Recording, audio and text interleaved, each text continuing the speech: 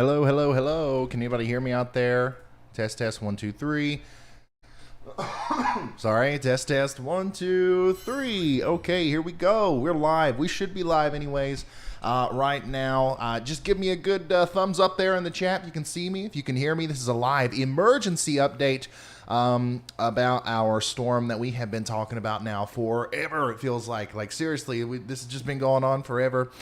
We started tracking this thing a little while back, and it's shifted back and forth. We've watched this track back and forth for a long time, and now finally I think we are here ready to get this thing on the road and really start forecasting or now casting. Okay. Do you guys see me? Are you guys here right now? Let me make sure that everything looks good. According to this, I'm live. But you guys must be really lagged behind or something. Hold on, give me just a second. Sound is good? Okay, cool. We're good. All right. That freaked me out. I don't know. I think you guys are like a minute or two behind me. I didn't see the reaction in the chat, but we're good to go. So, once again, this is an emergency update on this storm that we're coming into. We're going to talk about a bunch of things today, guys. We've got severe weather, obviously. We've got tornado threat now, an enhanced risk from the Storm Prediction Center. We've got all kinds of crazy stuff going on. Including snow and a big wind threat as well. Let me switch this over to live chat. And what I'm going to do... Hold on. I'm so confused. I don't see... There's still people saying that they can't see me in the chat. I'm so confused. Can we see me or not? Give me a thumbs up in the chat. I'm not live.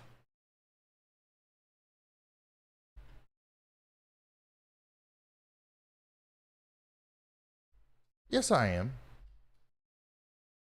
I see it right now.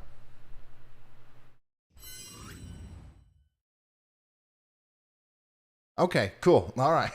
Sounds good. All right. It's so weird. There's a bunch of people messaging me right now saying that I'm not live. But I am. Okay. I don't know. Maybe you need to refresh your feed if you can't see it. I don't know what happened there, but something went a little wonky. Okay. Anyways, we're good. You have a scheduled live that isn't live. What? What is happening here, bulls? Give me just a second. What did I do wrong? What did I screw up this time? I see. So the live stream that was scheduled didn't go live for some reason. Huh. I don't know what in the world caused that.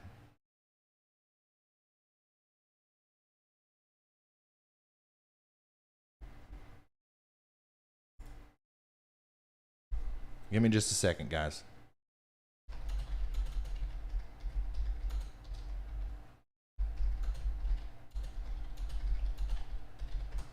Okay, I'm gonna clean that up real quick, and then we'll get back on the road here. Dang.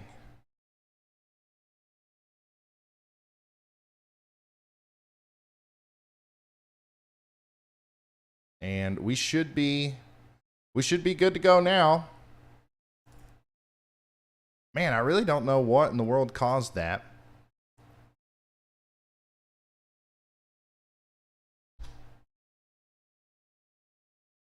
That's kind of annoying. And it says live extreme winter storm and tornado coverage. Wow. Okay then. Once again, I don't know how that happened.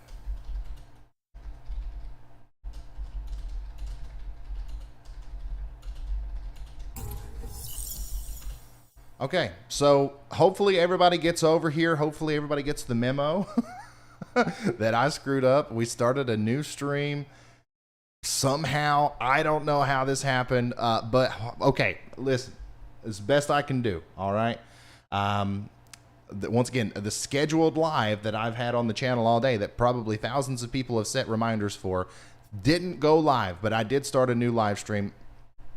But, okay, let's spread the word out there on social media, okay? Let's get the word out that I am live right now. Let's spread the new link and let's get this show on the road, okay? I don't think it's hurt us too much.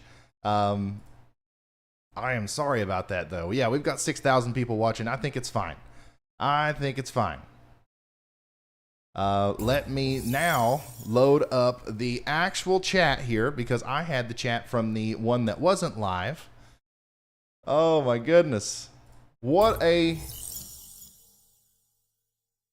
turn of events here. Okay, we're good to go now. All right, thanks for bearing with me there, guys. We got through it. We're live. And now let's go. Once again, this is an emergency live broadcast concerning our storm that's coming up tonight into tomorrow. Okay, the Storm Prediction Center has upgraded us to an enhanced risk. We've got winter storm warnings out there. We've got flash flood watches. We've got high wind warnings. We've got red flag warnings. We've got this warning, that warning, every little bit warning. It's all out there. Okay, so we've got to make sure. Oh my goodness! And the links that I shared on social media are the wrong ones. All right, I'm deleting them. I'm deleting them off my social media. It's up to you guys to spread this on Facebook and Twitter to make sure people get over here. Okay. Anyways, we're gonna take a look at all these warnings right now. Okay, we have a bunch out there. Let's come over to the web panel. Over to the web panel here, and this is the current hazards and watches across the United States right now. Everybody in the pink here is under a winter storm warning. Okay, winter storm warning from northern portions of Oklahoma all the way into southeastern Kansas, into central Missouri, into Illinois, northwestern Indiana, and southeastern Michigan. Okay, this is that thin band of snow that we've been talking about for a while. We've been watching this evolve on the weather models for once again, feels like forever now, and it has shifted back and forth a little bit. We started off thinking that maybe this would come a little bit further to the north, and then for a while we thought that maybe it was going to go way south, and now we've kind of had that windshield wiper effect, and we've settled on a path right here in the middle, which I'm very happy with. I think the forecasting and everything was really good with this storm. Sometimes storms from 7 days away all the way until the time that you get to them, it's a slam dunk. Sometimes the models just for some reason everything lines up pretty early, but with other storms it takes to the last minute to really finalize that forecast. So just keep that in mind. That's why sometimes things change. Now, all of the red flag warnings over here are still in effect in Texas and New Mexico.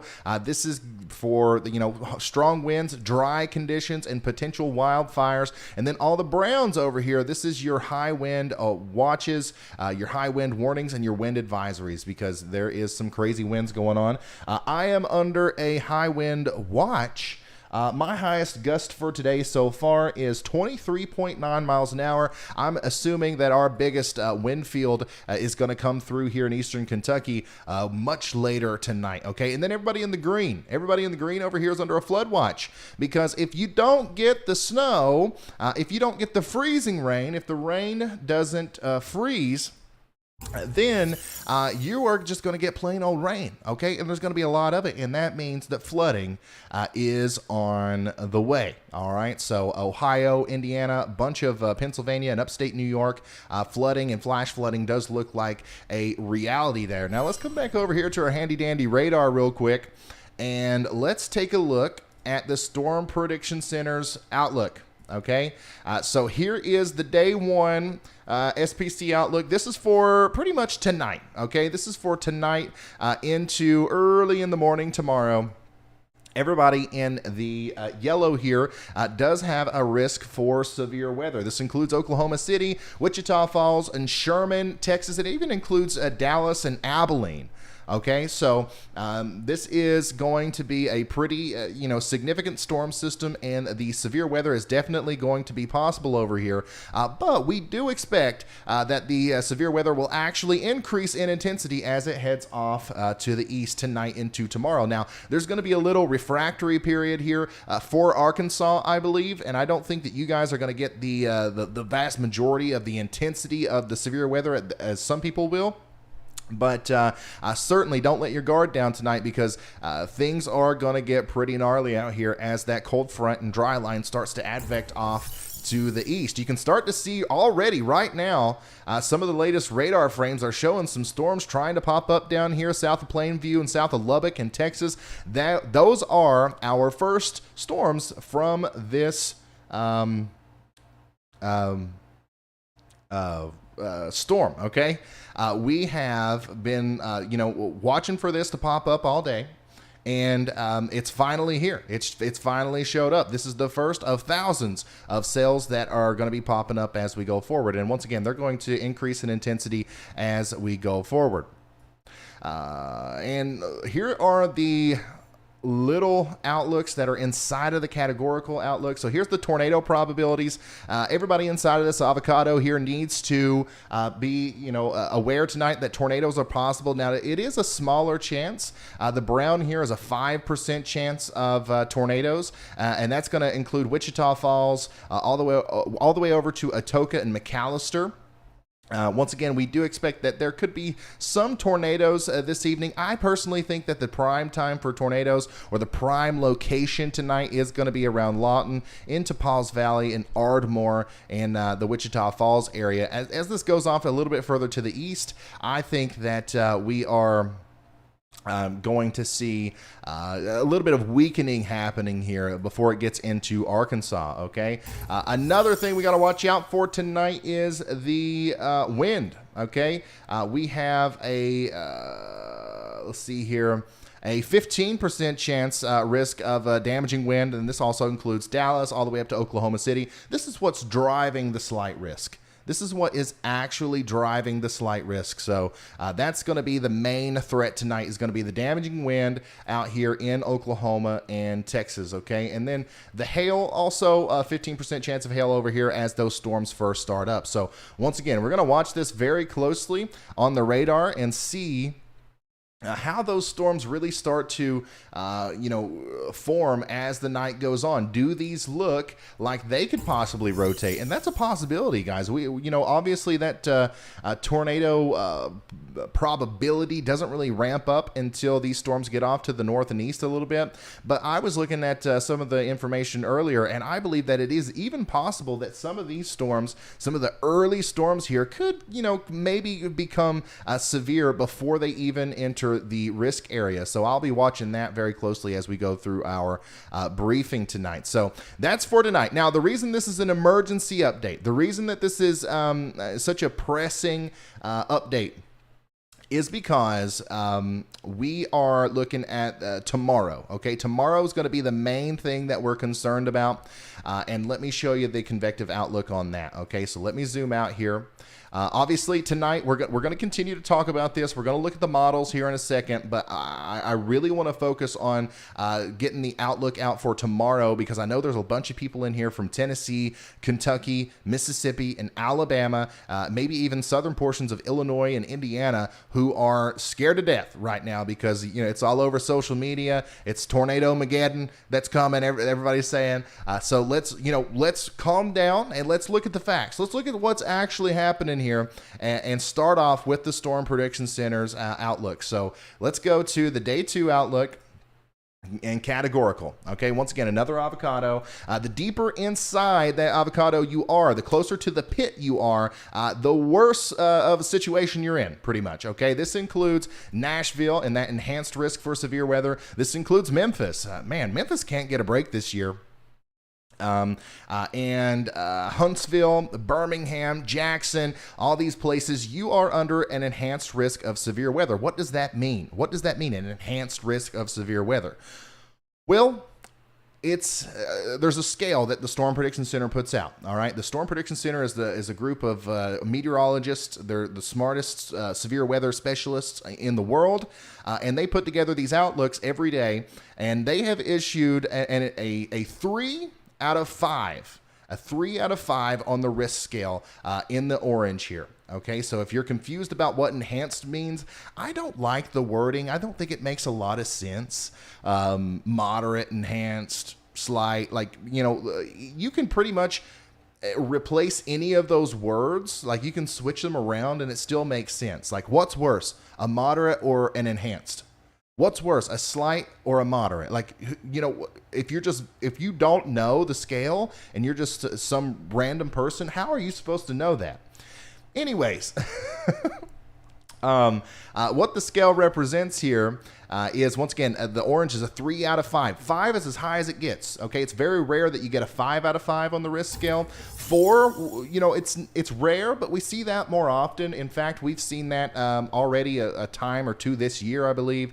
But a 3 out of 5 is a little bit more common, but it's more intense than your traditional slight risk, which is the yellow out here. Okay, that includes Shreveport, Little Rock, Louisville, Knoxville, the other half of Birmingham, closer to Montgomery down there. And this is where we expect severe weather to happen as well, but not as much. Not as severe as the severe weather down in the orange here. So let's see what's driving that severe risk. First of all, it's the wind. Okay, we have actually a 30% chance of damaging wind down here from Jackson and Meridian and Columbus in Mississippi, Clarksdale in Mississippi, and then of course that includes Memphis and Nashville, Tennessee as well, and Huntsville, Alabama. So this is what we're looking at right now as far as the damaging wind probabilities. Everybody else is in that 15% risk. Now, here's the thing that sucks. We have a 10% significant risk for tornadoes. All right, here, this also includes Huntsville, Nashville, Memphis, Jackson, Columbus, Tupelo, all these places. This is the most concerning part of what we're looking at here from the Storm Prediction Center. Once again, a 10% risk of significant tornadoes. And it's important that we highlight that word significant, okay? Everywhere in the hatched area there has a chance of not only seeing tornadoes. A 10% risk is not very uncommon, okay? Any severe weather system that you get in usually in March, April, or May, a lot of those will have that 10% tag on them. However, it is a little bit more uncommon to see the hatched risk on top of that. What that means is not only could we see tornadoes, but those tornadoes could be strong, okay? The tornadoes could be strong, EF2 or higher. So we could see, maybe some long track tornadoes and certainly a couple stronger tornadoes on the higher end of the intensity. So that's what the Storm Prediction Center thinks, and that's why all of the sudden you started hearing about this storm. I think that this was not talked about a lot until this happened, which makes sense, okay? Like, it's not really smart to talk long term about what can happen a week from now, like when it comes to tornadoes, because they are so unpredictable. But that's why things have kind of turned up to the next dial here. This is not another December 10th, okay? This is not another December 15th. This is not another March of last year. This is certainly not another April 27th. I've gotten all kinds of crazy messages asking if this is going to be like one of those. No, this is not that, okay? We are not expecting a widespread historic tornado outbreak. What we are expecting is a line of storms to come through that is likely going to cause some tornadoes, okay? Some tornadoes are certainly going to happen here. There's no doubt in my mind that some tornadoes will happen. They're not going to be like falling out of the sky like Armageddon, like they have in some, some of those memorable, tornado outbreaks that some of you guys are kind of, scared of seeing happen again. It's not going to be like that. There are going to be a couple tornadoes, and a couple of those could be strong. Now, here's the thing. It doesn't matter. It doesn't matter if there's 50 tornadoes tomorrow or one. It doesn't matter if you live in Tupelo or if you live in Selmer, Tennessee, if that tornado comes down your street or your holler, whatever it is, and it hits your house, you're going to wish you would have acted like it was a significant event. Okay. So I don't want to, once again, I don't want to cause any panic. I don't want to, make anybody think that there's any huge reason to worry here, but I also don't want you to downplay the event and not take the precautions that are necessary to protect your life and property. What you need to do right now, if you're in the orange here, is go ahead and have a plan in place. What are you going to be doing tomorrow? What are you going to be doing tomorrow? You going to work? You going to school? You staying at home?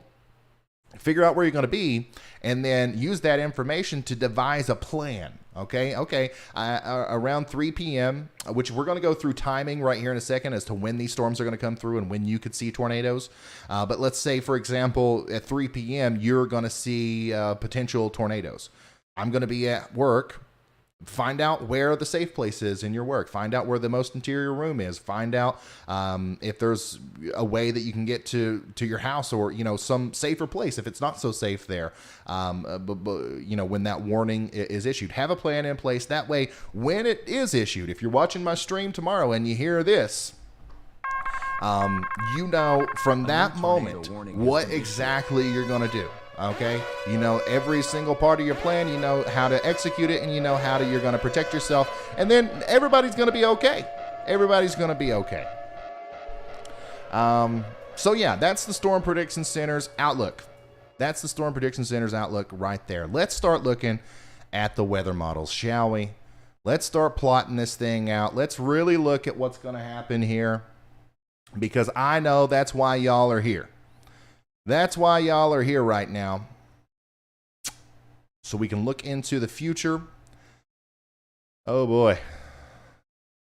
I just took a sneak peek of the latest HRRR. All right, we're going to start off over here in the South Central U.S.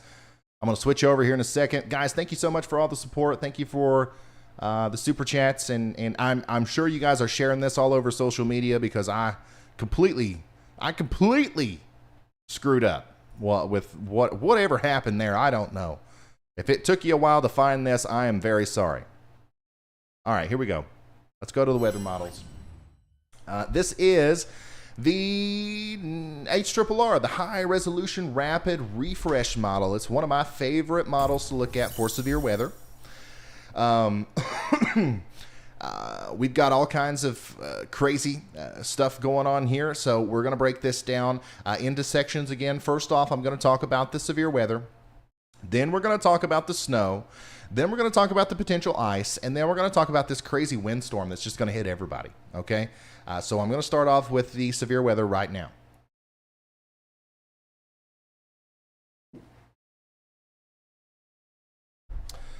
Here we go. Can you see the time? The time and date is above my head. I know it's a little bit smaller than usual, but that's the best I could do. We're starting off at 11 p.m. tonight. So by 11 p.m. tonight, we should see that little area of storms that was popping up down there start to expand a little bit and become a multicellular area of heavy storms.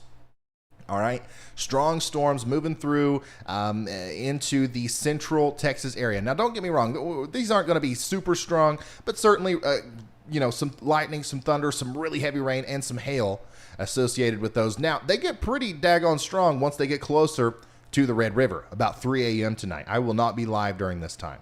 Okay, so I want to make sure that you guys understand that if you're in the area here that is expecting tornadoes tonight, I am not going to be live. All right, I'm not going to be here. I have to go to sleep. I'm going to be live probably for 12 hours tomorrow. So make sure you have some way of getting weather warnings tonight. You don't have to stay up all night. There's not a lot of reason to stay up and obsess over a slight risk for severe weather. It's up to you. I can't control your life. I just don't recommend it. But just make sure you have some way of getting weather warnings. I always recommend a NOAA weather radio. Or if you have a friend, that works night shift or something that can call you, like anything that you can work out to make sure you can get woken up if there's a tornado warning, because we do expect that there might be some here right there around the Red River between Texas and Oklahoma tonight, between 3 and 5 a.m. And I know a lot of you guys are going to want to be asleep at that time. Let's look at that significant tornado parameter. So, you know, actually, it kind of ticks up here closer to 2 a.m. Once again, this is brand new data. This is brand new. I'm looking at this for the first time. So I haven't prepared a statement. I'm kind of absorbing this with you guys, okay? So right here, south of, right here around Wichita Falls, I think we're going to have a little bit of an increased parameter space for tornadoes. And once again, even if we don't get tornadoes, which I'm not saying there's going to be widespread naders on the ground out there, but even if we don't get them, the big time winds are going to be a problem here. So make sure you're weather aware tonight out there. This is going to extend all the way into the southern Oklahoma City region, but you guys are mostly going to get like really cold rain from this.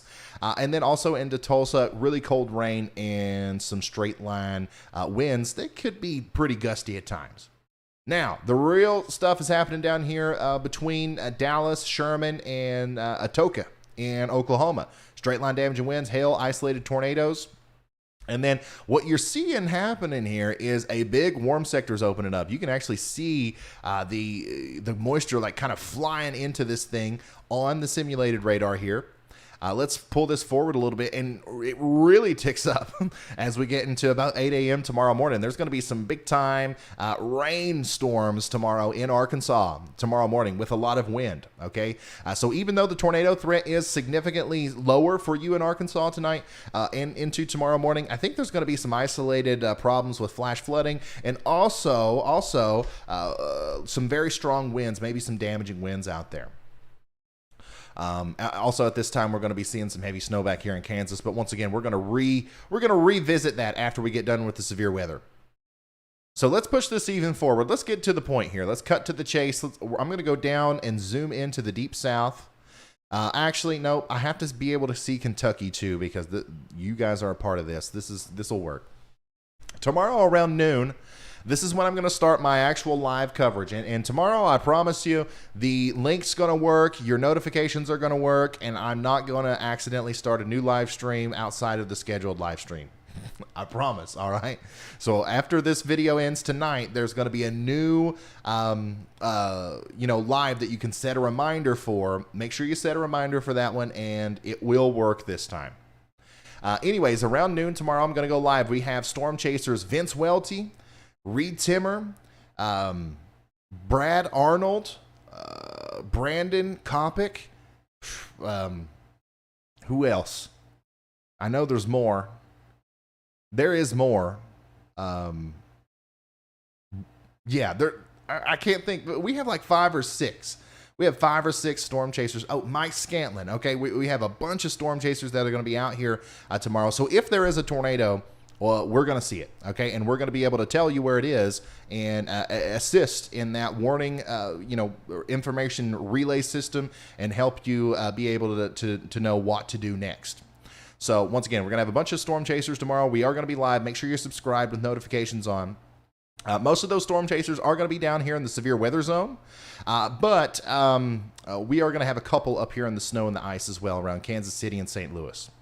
So anyways, around noon tomorrow, we're going to see a lot of crapvection. If you've been watching my videos, you know what crapvection is. It's all these little showers and thunderstorms that are popping up out here ahead of the cold front and ahead of the dry line. This is going to really make the atmosphere more tame.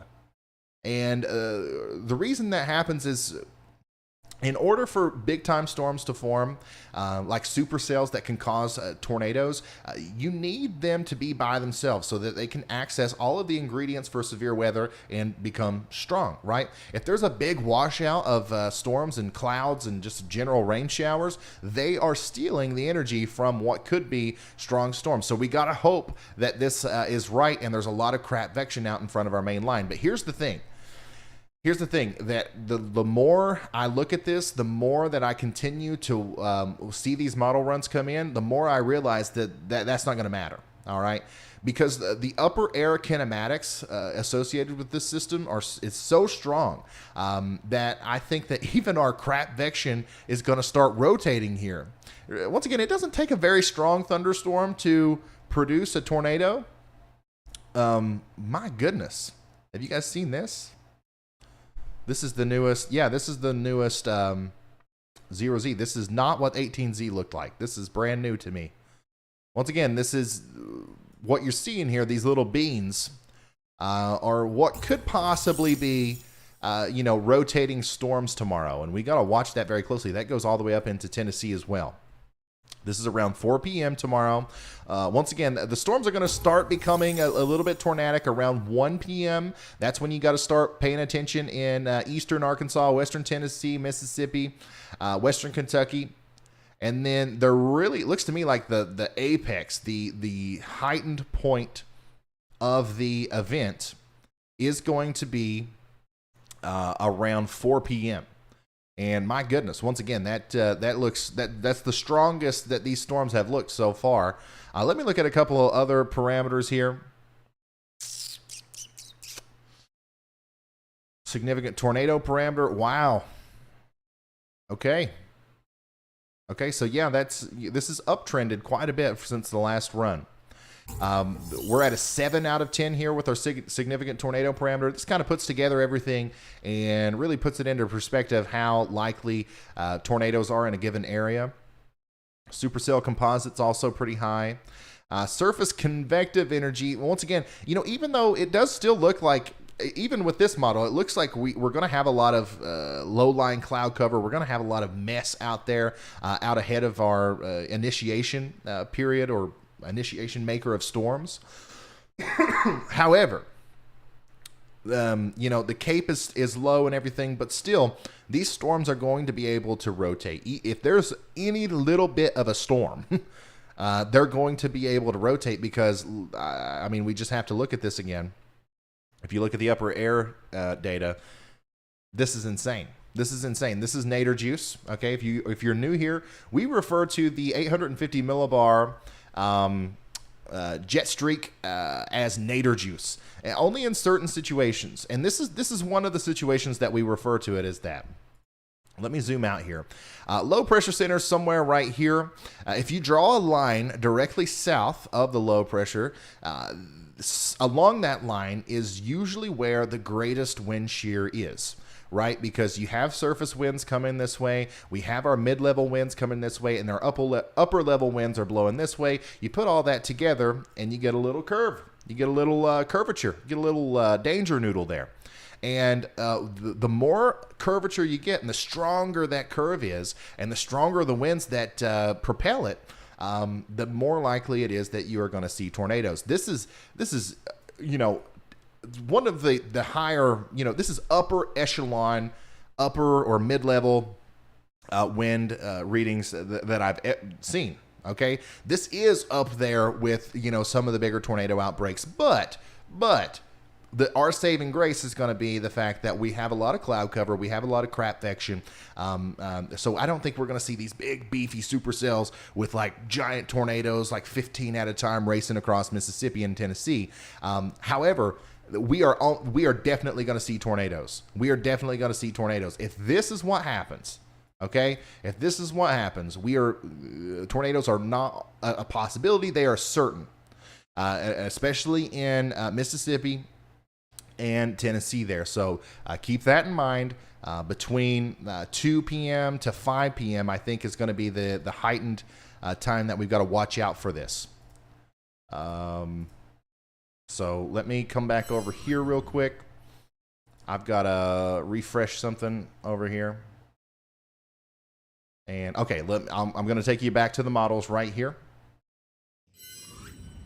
So yeah, this is nadir juice. Okay, now the further north you go, I know a lot of you guys are watching, and I need to get a little bit better with the way that I describe this, and I'm actually working on making my own model. I'm making my own model that is literally called nadir juice, and it's only going to show the areas that need to be shown, right? So if you're way up here in central Kentucky and eastern Kentucky, for example, you have high 850 millibar winds, but it's not nadir juice. The ingredients aren't mixed there.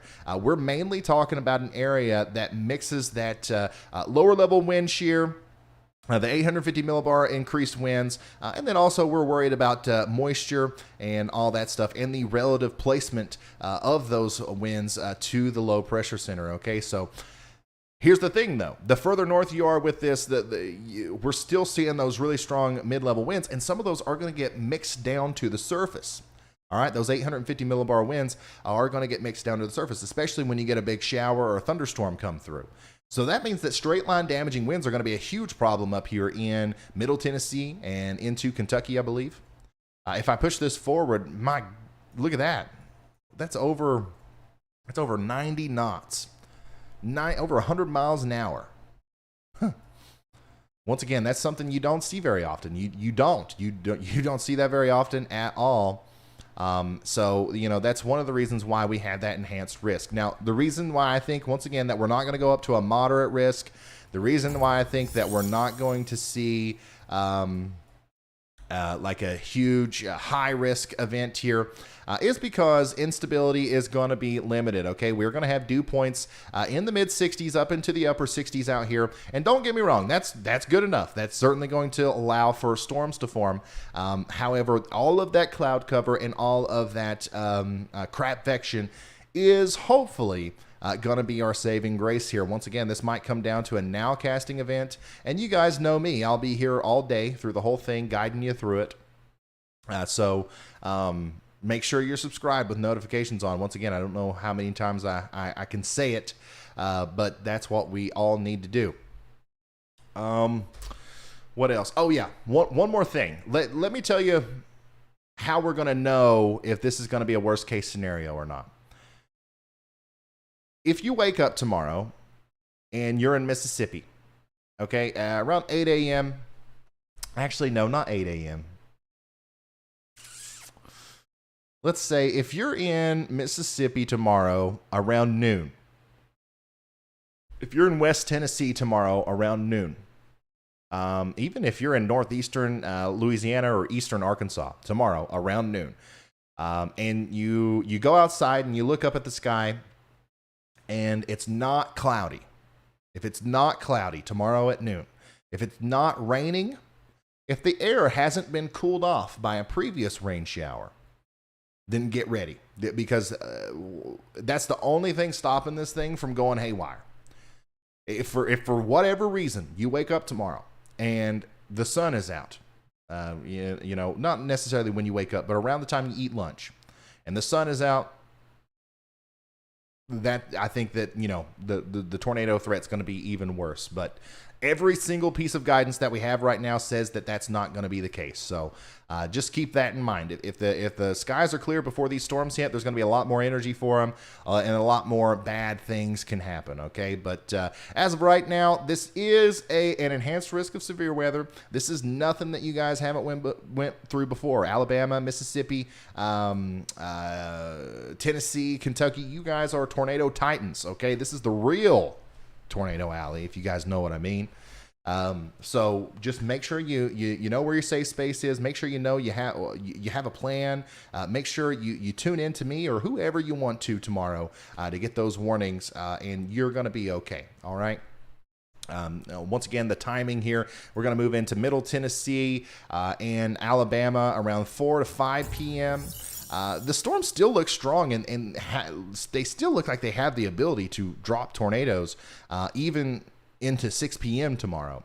And then, of course, further up into Kentucky and Ohio, these streaks of storms are going to cause potential straight line damaging winds. And we still have potential tornadic activity out here. And then everything is finally going to congeal into a squall line with only isolated tornado threats in like embedded squall line tornadoes around 9 p.m. But still very strong wind gusts, very, very strong damaging wind event probably for my area. Like, honestly, even here where I live, how many people do we have from eastern Kentucky watching? Get ready. I think this might actually end up being a pretty big deal for us too, as every day now it seems like this thing's getting stronger and stronger. And this is going to go through Alabama and Georgia. Everything's really going to weaken out though by early in the morning on Friday. You're still going to have a big wall of wind coming through here, but for the most part, nothing severe. And then we might, there's a very, very, very small chance that something reforms up here on Friday, but I don't think that's going to be the case.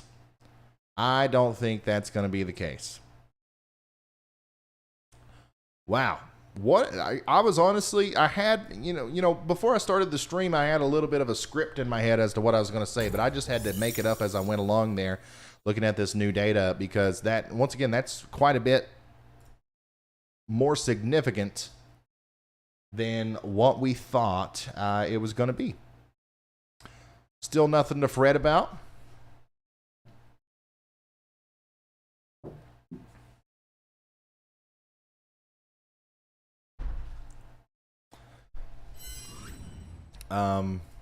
We are going to talk about some of these other locations right here in a second.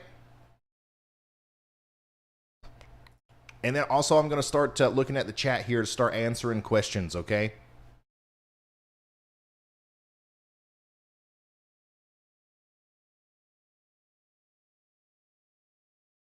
And another fluke that I have made is, I think for some reason I started a whole new stream. Usually when I start these streams, it's based off of a template from a previous stream. But this one didn't do that for some reason. So give me just a second, guys. I'm going to fix some of the problems that we have here, because I know that we have some problems. Bada bing, bada boom. All right. Okay. Sorry about that. Oh my goodness. I don't know. Once again, I don't know how that happens. I was so prepared for this stream, and then everything just fell apart in the last second. So prepared. Hey, thank you guys so much for sharing on or Twitter. Look at this. Everybody is sharing the link to the stream. Thank you all so much. That's why we still have our whole our crew with us today. We got 14,000 people watching. It's because of you guys. It certainly ain't because of me. I messed it up. I messed it up big time. Let's check in on our storms down here in Texas. Okay, Brownfield, Tahoka, there's some little storms popping up here. If we got anybody that lives out there, let us know if there's any lightning yet.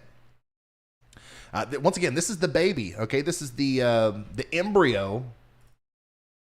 This is the first beginning stages of our massive severe weather outbreak that's going to be happening from starting within the next couple of hours all the way through late in the day on Thursday. This is the baby.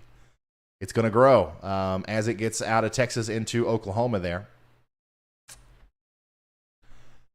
Let me come back over to here, and BG Lawton, thank you so much for the big 20.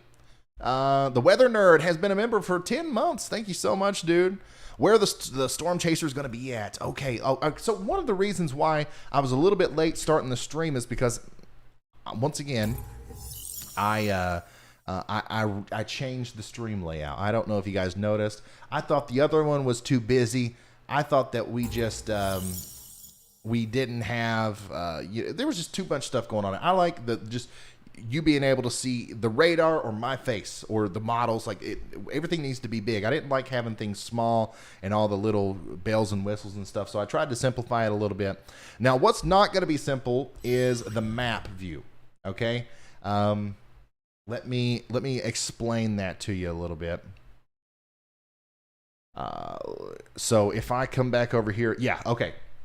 So what the plan is we're going to have our storm chasers. Vince Welty, you can already see him here. We've got his live location already. He's in Batesville. That's kind of where he's going to be starting at tomorrow in Mississippi. We are also going to have Reed Timmer down here, I think also in Mississippi, and then we're going to have Mike Scantlin up here in Kansas City talking about the snow and stuff up there. We're gonna have Brandon. Let's see here, Brandon Kopic down here in Tennessee, somewhere around there, and we're gonna have a couple more people, honestly, in the Tennessee and Kentucky area. So the vast majority of our people are gonna be right in through here, and we are gonna have one or two up there in the snow as well. Okay, so once again, I think we're gonna have the most extensive coverage out of anybody. I don't think there's anybody out there that could possibly have more extensive coverage than what the Ryan Hall Y'all channel is going to have here tomorrow. So make sure you tune in. Anyways, this is the new map view. I think I'm going to make my face smaller. and, and then make the radar a little bit bigger and the map a little bit bigger. And then also where you see this no signal stuff down here, that's where we're going to have our live cameras from our chasers. Okay. And then of course we'll be able to click on them and make them big and pull them up if anything interesting happens. And then of course we're also going to have our voice communication with our chasers out there in the field. But you know, once again, everybody's going to be in the severe weather zone except for Mike Scantlin. And I'll post more about that on the Twitter sphere as we go forward. If you want to follow me on Twitter, that's at Ryan Hall Y'all. At Ryan Hall Y'all. Let's see here. I'm going to go back to the radar view and start fielding some of these chat questions here. Nick Ferdinand. Let's see here. I wonder what the stream was like if you switched the gallon of water with a gallon of bourbon. Oh man, it's already bad enough without the bourbon. I don't even want to know what that would be like. Nick Ferdinand, hey, thanks for becoming an extreme risk member there. Atlas Spoke says, I love your coverage. You're the best. Please consider expanding your map to include Ottawa on the behalf. Hey, Ottawa's on here. Ottawa's on our maps. We actually go out of our way to include Ottawa and Toronto and Montreal, and I think that we've been doing a good job including our Canadian friends in our forecast videos. Once again, let me hydrate up here for a second.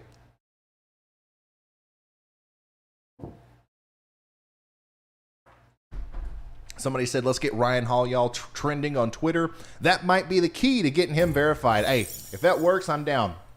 If that works, I am down. Let's see here. Hey, Ryan, love your channel. Hey, Ruby. Nashville, Bowling Green. I just talked about all that extensively.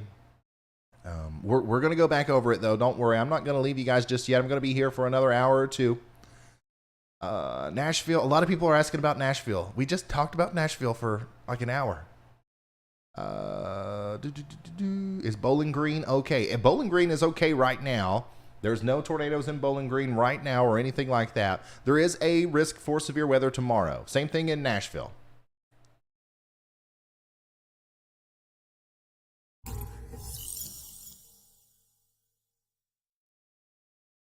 How much will... Okay, so snow. Some people are asking about the snow. Okay, so I'm going to really quickly talk about the snow, and then we'll come back to the severe weather because I think that's the most important thing that we talk about right now, because I think that's almost certainly going to be the thing that's the most impactful, right?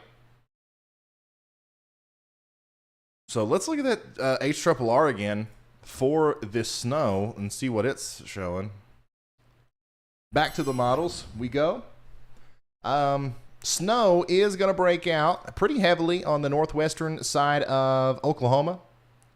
And Kansas around 5 a.m. tonight. Okay, once again, really heavy snow, possibly some 1 to 2 inch per hour rates there in northern Oklahoma.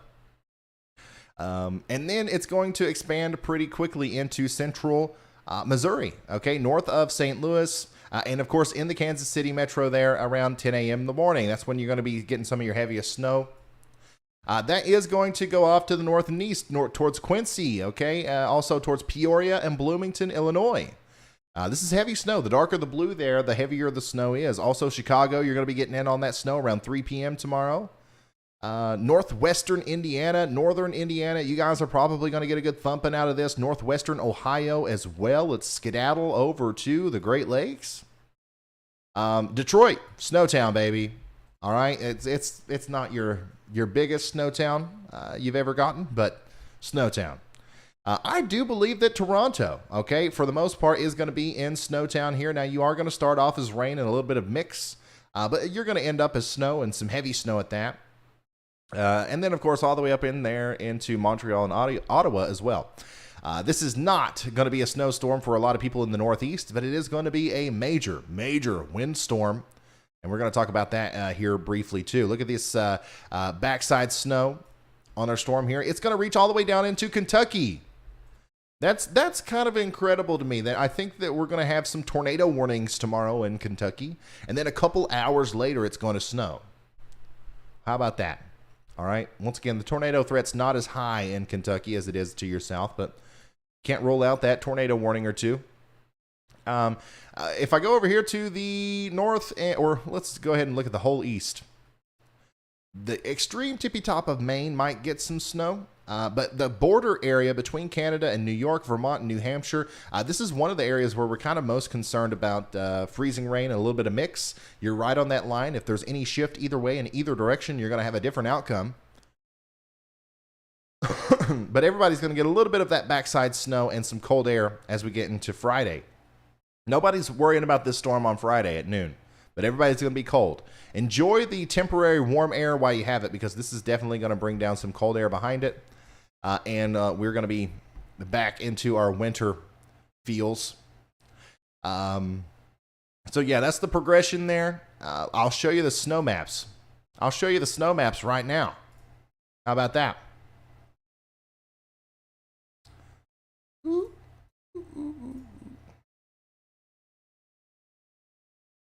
Give me just a second. Let me load them up.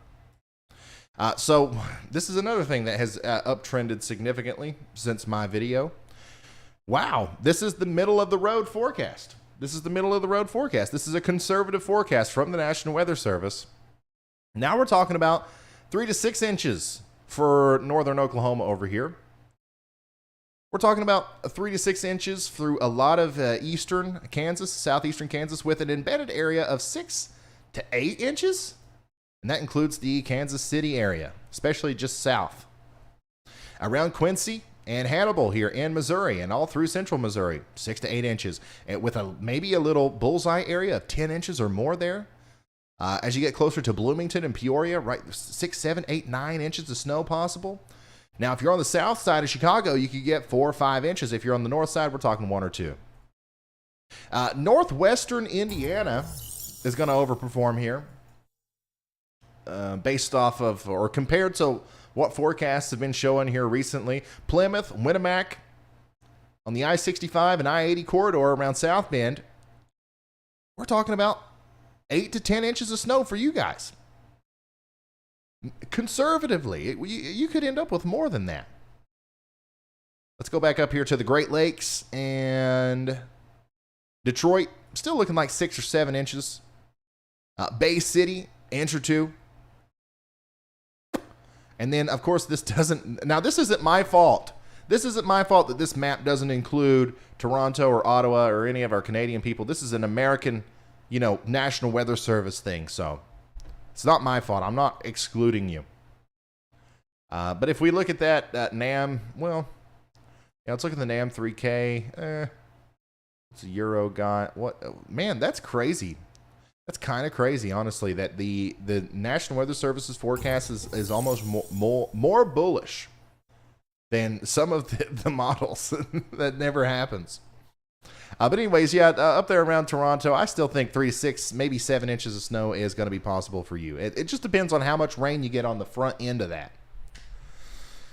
But yeah, that's your snow forecast, okay? Snowtown, baby. It's Snowtown, baby, in Illinois. Let me come back over here real quick. I want to show you in Illinois, from Quincy to Rushville to Lincoln.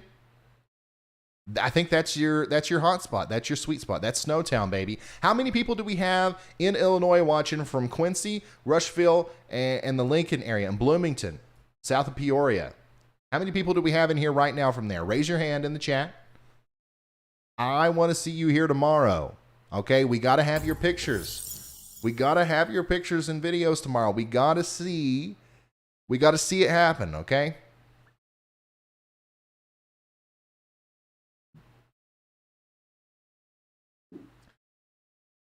What's the difference between the NAM 3K and the HRRR? Different algorithms control their outputs, and the HRRR rapidly refreshes more often.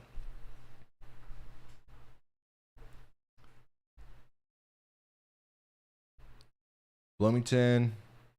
Okay, all right, it's cool. We have some people here from the area that we are looking for. So once again, I want to see you tomorrow. I want to see you here tomorrow.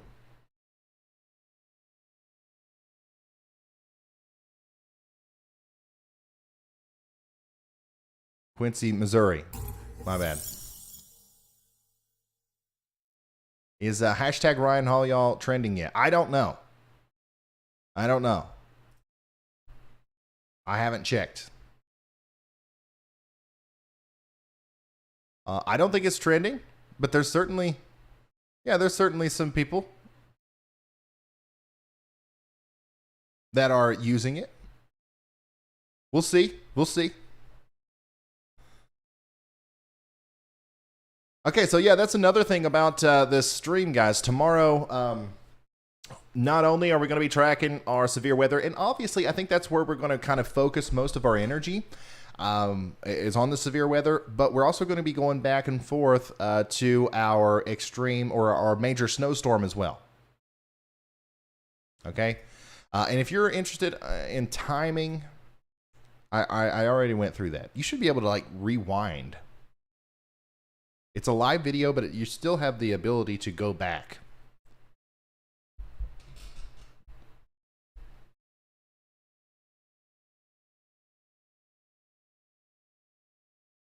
Be sure to attend the Weathernomics class. Yeah, for sure. For sure. Where can we send you pictures? Oh, we do have... Okay, so obviously you can send me pictures on Twitter. The number one easiest way, the way that I like it the best when you send me pictures is through Twitter. And my Twitter is at Ryan Hall y'all.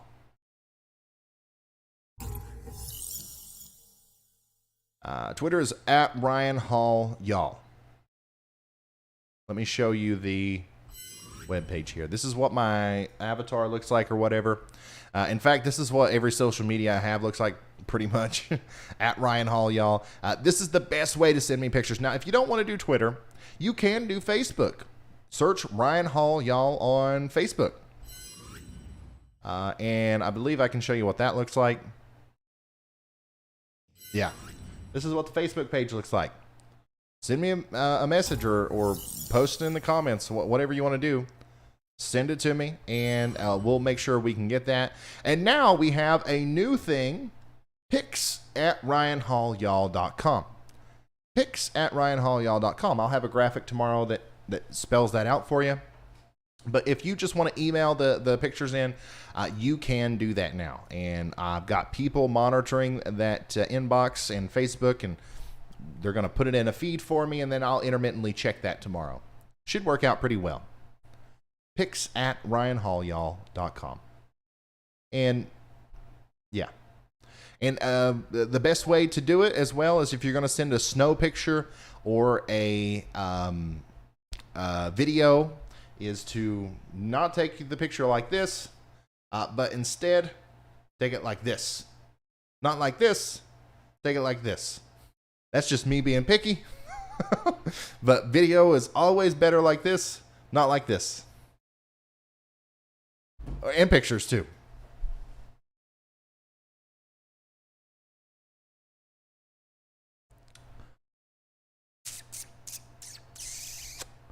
Why does the line stop at Kentucky? Somebody's asking, why does the enhanced risk stop at Kentucky?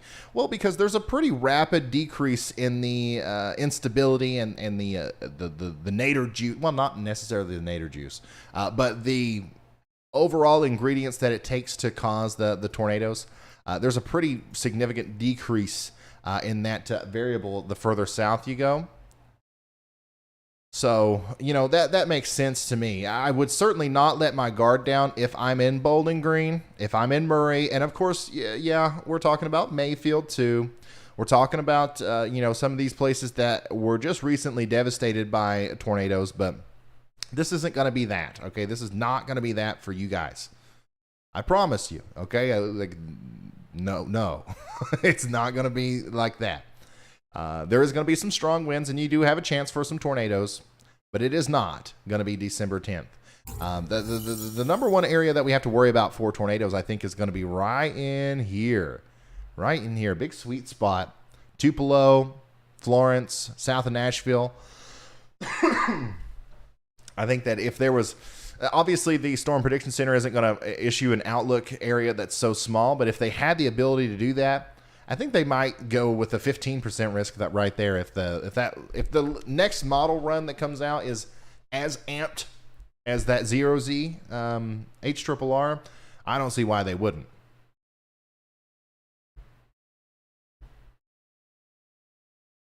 Therese, thank you so much for the Big 10. Bryce Lane, thank you. And thank you to all of our new members. I know that a lot of people are becoming members right now.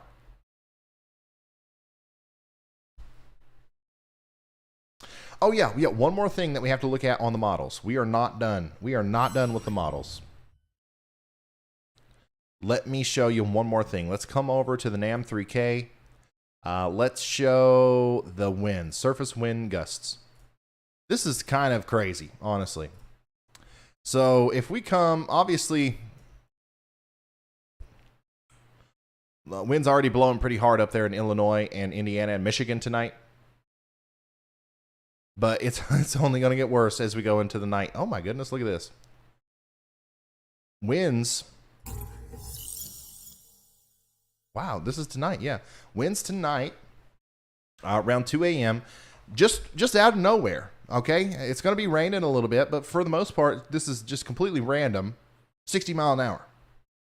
No thunderstorms, nothing like that, just 60 mile an hour wind gusts here in Illinois, Indiana, northwestern Ohio, southern portions of Michigan. This could cause power outages. Just from the wind itself. So keep that in mind. Okay. This is an area where you're not really going to be getting a lot of the, well, obviously maybe south of this line right here, you're not going to be getting a lot of the ice and snow, but you're still going to be getting 60 mile an hour winds. So you could still see power outages and big time impacts from this. So make sure you're prepared for that. And then, even all this green and stuff down here, this is 40, 50 mile an hour winds. That's crazy. Things calm down a little bit before they ramp up again in western Kentucky. So right before that big line of storms comes through, we're going to see 50, 60 mile an hour winds just outside of thunderstorms once again, all across Kentucky and Tennessee tomorrow around 4 p.m. Those winds, oh my goodness. Hold on. I have to zoom in on my state here, guys. Once again, this is crazy. Like, the last time I looked at model data, I'm just going to be honest with you, was when I made the video this morning. I don't know how many of you guys watched that video, but it was different than this. It was a little bit different than this. Everything's kind of like went a little bit more crazy, I feel like. Hold on. I gotta zoom in on my state. I gotta make sure I'm going to be all right. Look at that. Are you kidding? Am I looking at the right thing here? Yeah. This is hurricane force wind gusts in the middle of Kentucky ahead of a potentially very strong line of storms with even stronger wind gusts. This is what happens when you get that lower level jet stream kicking up over 90 knots. And it just grazes the surface a little bit, and you get that. That's crazy. That's really, that's almost certainly going to be causing problems. Now, over here, the further east that you get, over here in eastern Kentucky, now we're talking about an area that's got a bunch of mountains, right, and a bunch of power lines that are just strung through forests. If we get, hours of 50 to 60 mile an hour wind gusts tomorrow, the power outage problems are going to be pretty bad in Kentucky and West Virginia, I believe. And that's going to happen before the storms hit. So if there is a situation where there's a severe thunderstorm warning, or the very rare off chance that we get a tornado warning over here, you got to make sure that you have a way of getting that warning even without power. Battery-powered NOAA weather radios do exist.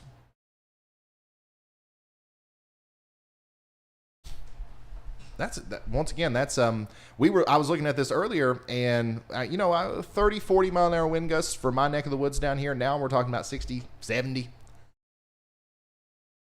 So let's see if that uptrend continues over here for the northeast coast, because we were looking at that earlier too. Now remember, the spine of the Appalachian Mountains here is going to protect a lot of you guys in central PA, in the panhandle area of West Virginia and Maryland and Virginia. A lot of these winds are going to be kind of stopped at the mountains. or at least kind of, turned up. Instead of that, those upper level winds coming down and like hitting, grazing the surface, they'll kind of like whoop, get scooped back up a little bit. So you're welcome. Everybody east of me, my mountain here is gonna protect you. But things are gonna ramp back up big time over here on the ocean. And don't get me wrong, these are still very strong winds in North Carolina, all across Virginia. This is Friday, 12 a.m. 50-mile-an-hour winds. Maryland, 50-mile-an-hour winds. This is a unique wind event. I don't think that we've seen something like this in a while, just where everybody's getting 50, 60-mile-an-hour wind gusts, even if it's not a thunderstorm.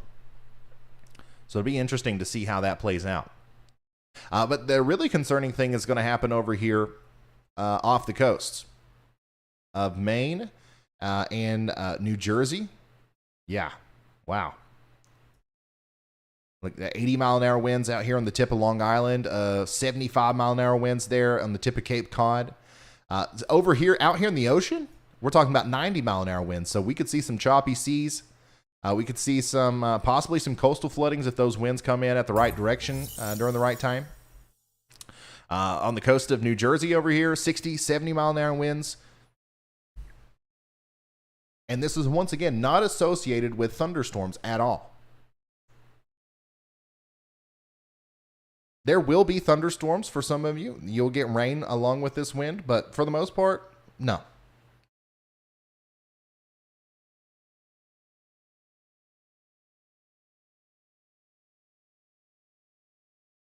So, this is something that you have to keep in mind, even though, up here, everybody that's getting hit by this big wall of wind, the tornado threat is less for us, right? But now the straight line damaging wind threat is increased significantly, especially in Kentucky there.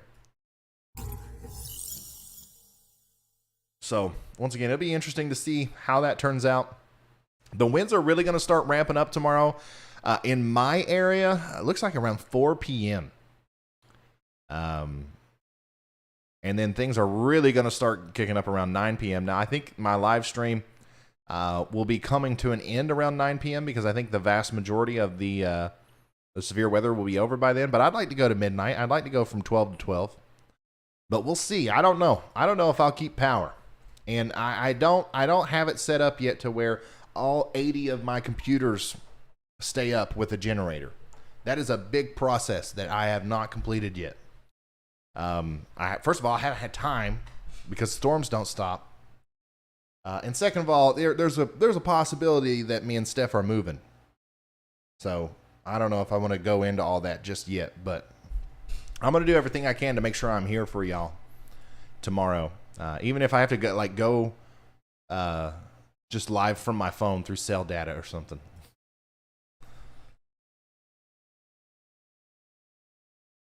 Talk about the Discord server. Yeah, we have a Discord server. If our mods want to share a link to that in the chat right now. If you guys are into Discord, join it. We do have a lot of good information sharing going on in there. It's a very weather enthusiast, supportive community. We got a lot of youngins in there, and we also have some veteran weather people in there. We have some meteorologists in there. I'm in there from time to time. We got some really, really cool people like Frank, okay, Mr. Half-Life. All right, it's I think, what do we got, like 5,000 or 6,000 people that hang out in there. So if you're into Discord, join that, and our mods are going to post links to it right now. If you're not, if you don't know what Discord is, it might be a little bit overwhelming for you if that's your first Discord experience. But, I mean, hey, try it out.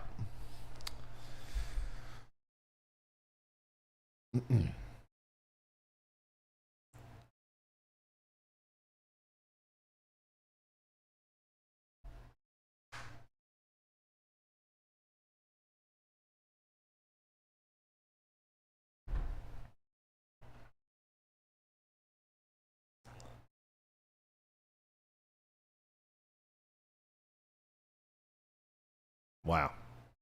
Okay. So I kind of wish I would have looked at this before I started the live stream, so I could have come up with a a little bit more of a script or things to say other than just Holy smokes. That's my forecast, guys. Holy smokes. That's it. Just clip it right there. It's over. Put it on Facebook. That's all anybody needs to know. Holy smokes. Let's go back to that HRRR. 3 kilometer, or yeah. And I want to show you that radar progression one more time.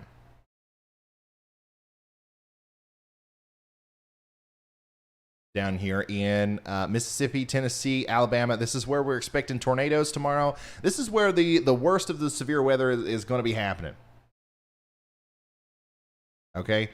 This is where the worst of the severe weather is going to be happening, right down here. Whenever these storms, if this is actually what the radar looks like tomorrow at 4 p.m. and we got beans, okay? If we have beans out here like this, you see how these storms are curving? Then we are almost certainly going to be dealing with tornadoes, possibly a tornado outbreak. Once again, it's not April 27th all over again. It's not that. But the possibility is increasing now that we're not just talking about a couple isolated tornadoes, but we could be talking about a tornado outbreak. So everybody in this area needs to understand that the conditions will be favorable tomorrow for tornadoes, and big ones, okay? Not little ones, not baby tornadoes, not maybe tornadoes. Real tornadoes. You got to make sure you have a plan in place to make sure you're ready for that. Tornadoes or tornadic thunderstorms are going to start popping off around 1 p.m. They're going to track across western Tennessee and into central Mississippi around 2 p.m. They're really going to start ramping up and probably be at their most intense point around 4 p.m.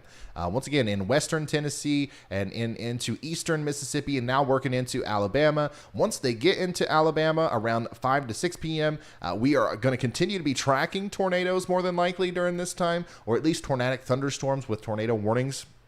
Not for sure, obviously, if there will be tornadoes down at this time. But we are going to be tracking this. And then finally, after that, around 7 to 8 p.m., things are going to become more linear, and we stop worrying about tornadoes, and we start worrying a little bit more about that straight line damaging wind threat, especially off to the north here in central Kentucky.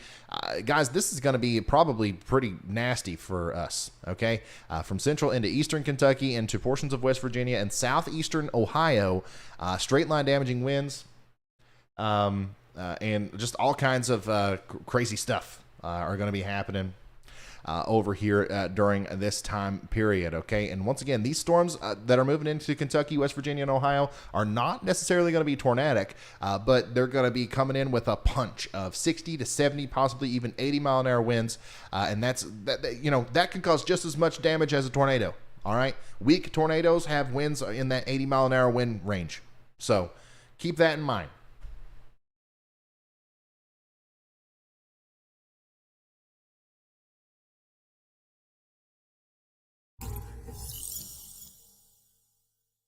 Hey, thank you, Snow, for becoming a member. Thank you for becoming a moderate risker. Tonight's full moon is called the Snow Moon. Really? Judy, I didn't know that. Thanks for being a member for 11 months. An official sponsor, by the way. Woo woo. Let's check back in on our storms. Oh, boy. Our babies are growing out here. Once again, south of Lubbock, south of Brownfield, near Post and Snyder over here in Texas. This is the first little segment. These are the first tiny little storms that are popping up that will eventually grow and cause big problems tonight around Wichita Falls, and then cause much bigger problems tomorrow around Memphis to Jackson to Huntsville to Nashville.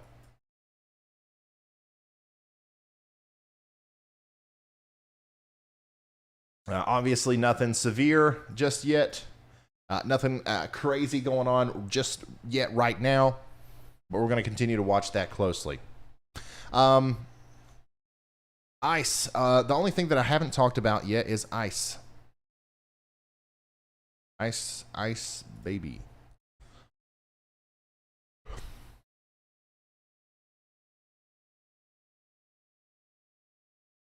Okay. So, anywhere in the pink here? does have the opportunity to see a glaze of ice all the way up to a quarter inch of ice, if not a little bit more.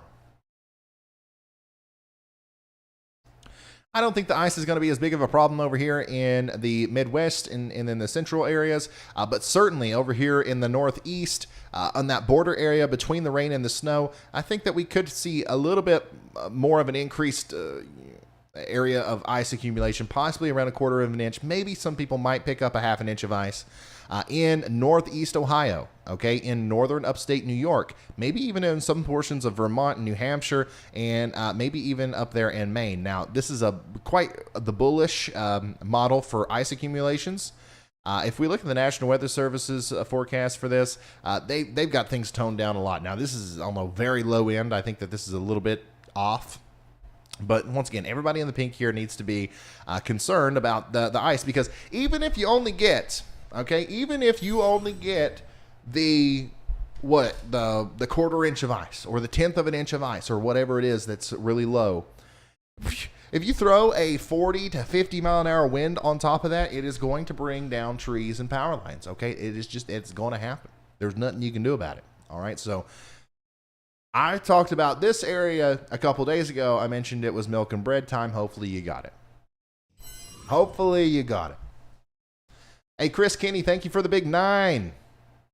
Thank y'all for all the support this evening. Thank you for following me on Twitter. I got a lot of new friends over there, it looks like. Thanks for sending me pictures. Kimberly has just sent us a picture of the snow moon here. Look at that. Thank you, Kimberly.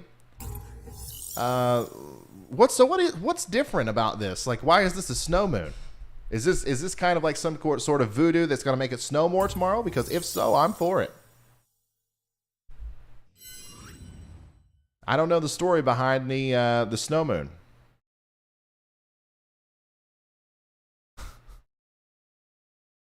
Oh man. Yeah, if you guys have pictures and stuff you want to share with me right now, you can do so on Twitter. I'll go through them. Hey, KC Radar, thank you for the big 49. Very, very, very generous. Thank you so much. What else was I going to show you? There was something else that I was going to show you. Oh yeah, photographs. I was going to introduce you guys to photographs because I want to start including those in my forecast videos.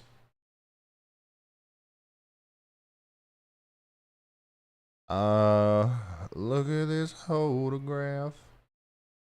Give me just a second. I'm going to do this. We're going to make this happen. Look at this photograph.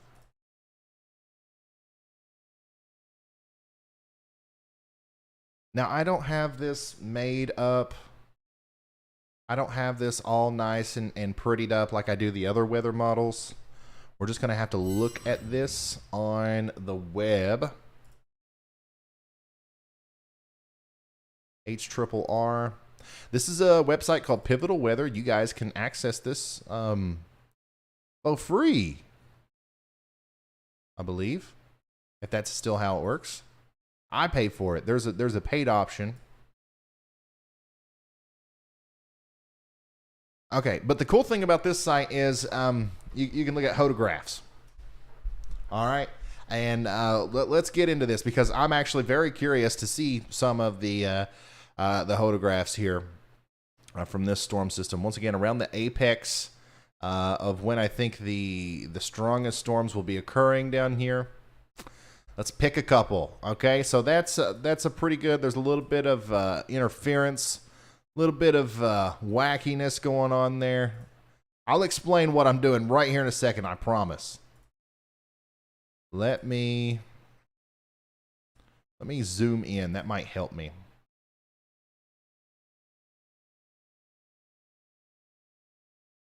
Man, look at those beans.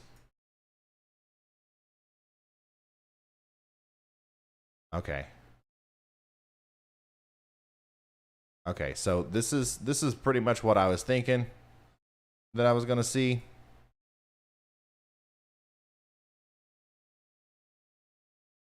Just confirming some of my theories here. Okay, so This is a photograph.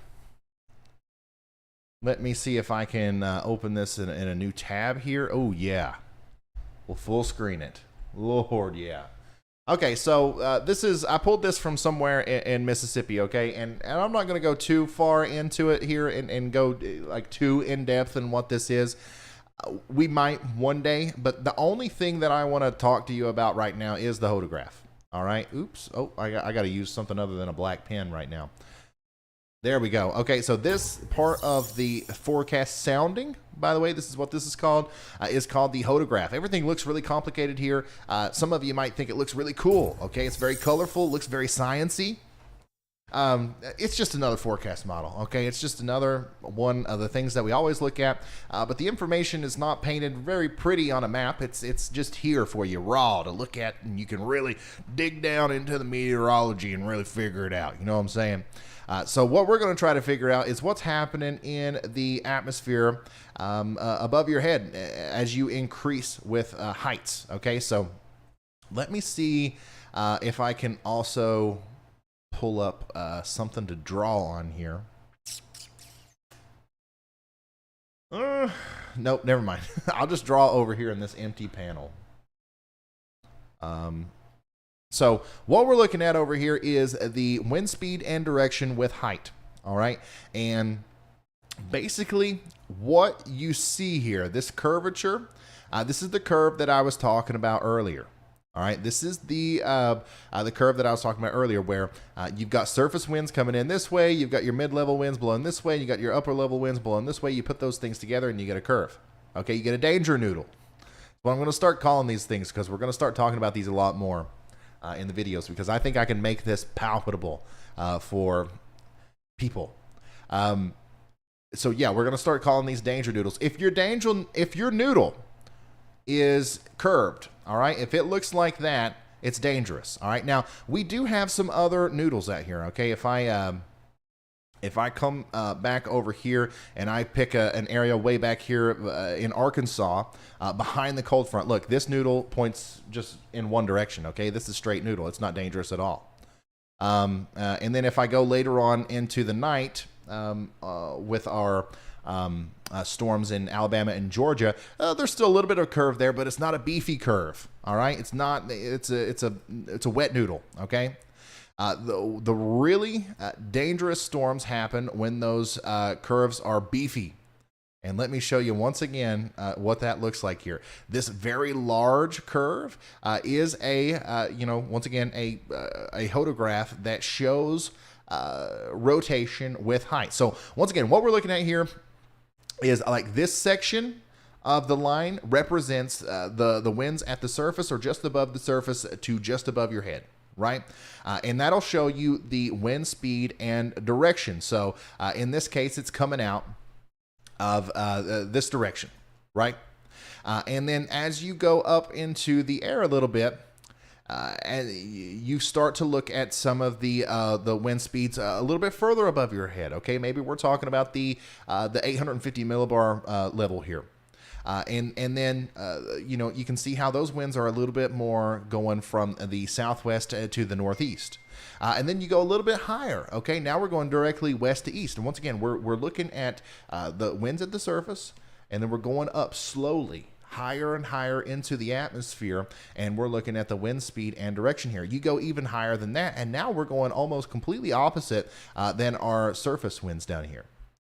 And then once you get really high, things start going a little bit crazy. But what matters the most is what happens near the surface all the way up into the mid-levels. And that's where we see, curved photographs. Or, well, I just got a notification, and it completely ruined my train of thought. I'm sorry about that. Anyways, this right here, this curvature shows me that the further up you go into the atmosphere, the more wind shear there is. basically. Okay, now there's a little bit more complication than that. There's a little bit more science to it than that, but I'm not going to go too far into it. I don't want to bore you. I don't want your eyes to glaze over, and I don't want you to become overwhelmed with information here. The thing is that the number one thing that you got to remember if we're ever looking at these maps is if your noodle is curved, it's dangerous. All right. All right. We'll go over our regular SKU at some point as well, because this is also very important to look at. And I could sit here and I could ramble all day about our lower level cloud level, our convective available potential energy, our emulsive layer, and our dry line. I could talk about our lift. I could talk about all kinds of stuff here. I could talk about the critical angle. I could talk about backing winds. I could talk about how to look at these wind barbs and what they mean. I could talk about a million things, but it's just going to go over your head if I don't really let you know what I'm talking about. Okay, so for right now, this is what we're looking at. Curved photographs is bad. Are bad. Curved photographs are bad.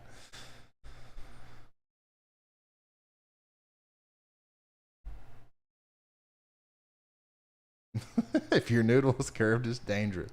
I mean, it's just true. It's just true. All right. So let's go back a little bit into some of the beginning areas of these storms. We still have a pretty good curvature here. I'm trying to find out where that sweet spot is. Oh, that also looks pretty interesting there.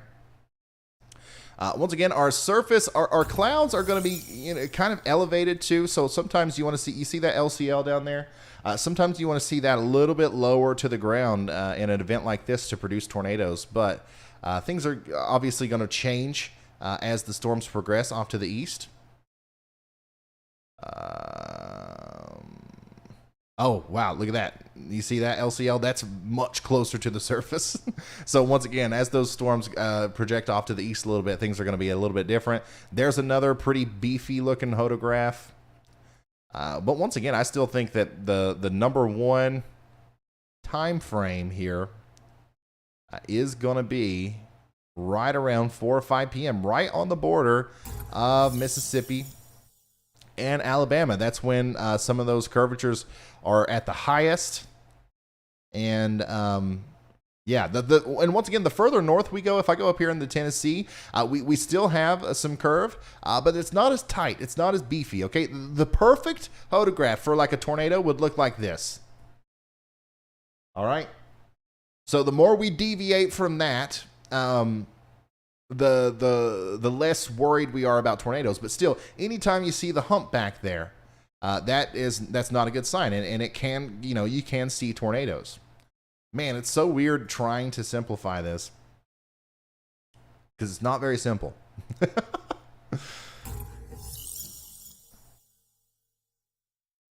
And it's really cool too. One of the reasons why our storms look like beans. Ooh, that's a good one. Look at that. Eesh. Anyways, one of the reasons why our storms look like beans, and one of the reasons why they might actually look like this and curved on the radar tomorrow, is because what you're seeing is a legitimate expression of what's happening in the atmosphere.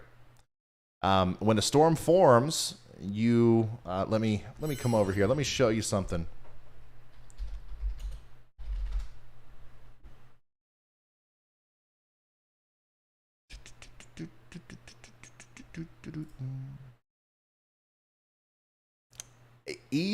There 3. Holy smokes, thank you so much for the what is the 300? Gosh. Says thank you for the now casting. Hey, no problem, man. It's what I do. It's what I do best. I'm even better at now casting than I am forecasting. Hey, seriously though, thank you for that. That's huge. You didn't have to do that. Everybody say thank you to there 3. That's big time.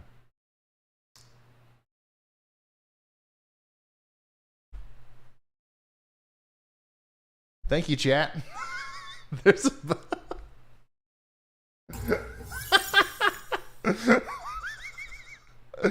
oh my god. god. Everybody's saying, Ryan, there's a bug on you in chat. I thought it was a joke, but there was. That's what we call that's an Eastern Kentucky stink bug.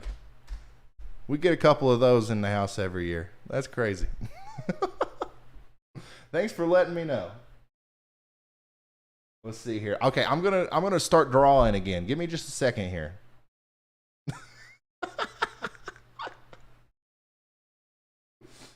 Oh my god.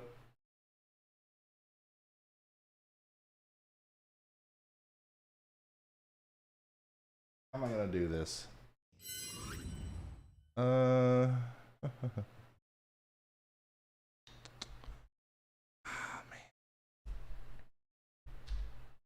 No, not like that. Okay, give me just a second. I am going to figure this out. I want just a white canvas.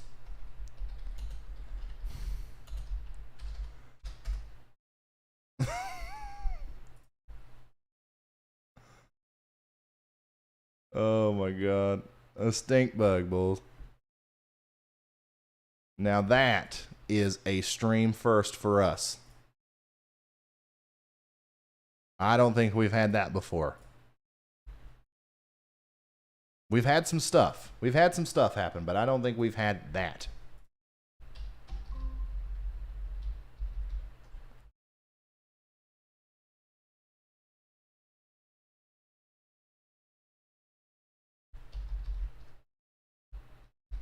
Okay. All right. So once again, talking about photographs, and then we'll go over the snow again. We'll go over the models again. We'll go over the SPC again. We'll go over the radar again, and then I'm done.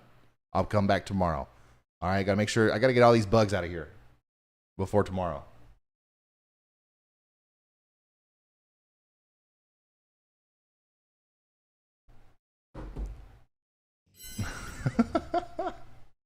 Okay. This is good enough for me. This is good enough for me. Okay. So yeah, I'm drawing. I want to draw you a supercell. Okay, I'm not very good at drawing. Actually, you know what? I am pretty good at drawing. And you know what? I have already drawn a supercell. What am I doing? Let me see if I can open that. That would be cool. I drew a supercell Thunderstorm in Photoshop, and I'm just going to use that as my the thing that I'm going to draw on.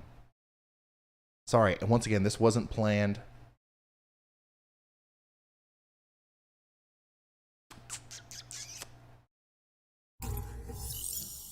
Layer, new fill layer. Oh, wait. Look at that. Is that not good? I drew this in Paint. Or not Paint. Photoshop. It's going to be used for a lot of cool things in the future. Okay, so this is a supercell thunderstorm with a tornado. All right. Oh boy. I'm going to have to actually draw on this. My pen tool won't work. So on the surface here, this is what we're looking at, okay? Way down on the surface. And the reason I'm going so in depth on this is because this is some of the stuff that we'll be looking at on radar tomorrow. Now, I don't think we're going to be looking at anything necessarily as intense as this, but this is similar to what we'll be looking at on radar tomorrow, and certainly in the future. If you guys want to continue to track weather, severe weather with me as we go into the future, I just want you to know everything. I want you to know just as much as me, so that I don't have to kind of, you know, if you've watched TV weather and stuff, you know, they dumb it down, and that's fine. That's what they're supposed to do. But if I can get to a point to where you guys are all meteorologists, and we can all be the most prepared people on Earth for weather, okay? So, you know, if you're not interested in that, that's fine. I'm always going to simplify it for you. But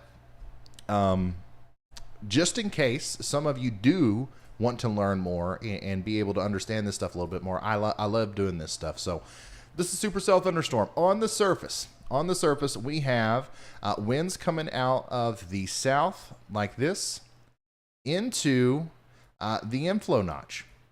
Okay, so warm, moist air comes into this part of the storm on the surface and starts wrapping into the inflow notch. All right. And then what's happening is over here, you see all of this red and this purple, the big part of the storm up here. This is actually the heaviest part of the storm as far as rain goes. Usually this is where the hail core is.